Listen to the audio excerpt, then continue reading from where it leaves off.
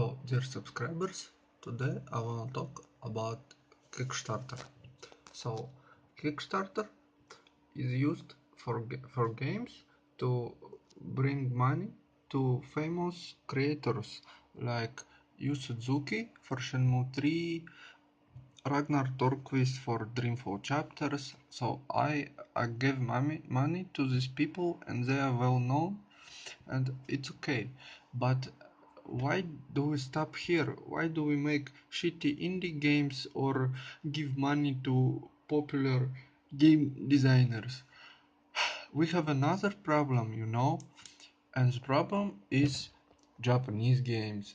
And games like Danganronpa, eventually they come to the West, they come to Russia, they come to USA, but not all games come, and there are a lot of good games in Asia where Chinese people and Japanese people live, and they make really good games. Very good example is Yakuza series. It has problems, and a new game it comes out in Russia or in Europe like and 2 years or 3 years after the original release. And so also there's many projects that didn't came at all, like this 428 thing.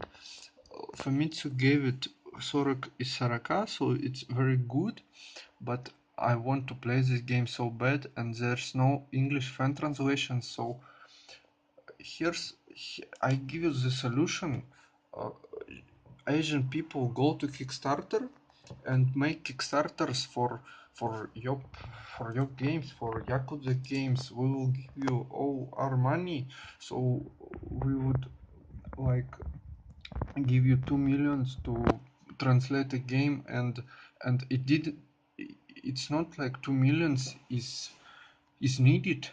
You need like $500,000, or I don't know how much it costs, but we will give you that money and you will translate this game and new Yakuza games to release it the same year, like in all over the world. And new Danganronpa, I want the day it releases actually, and not a year after, so some Japanese guy may spoil it for me.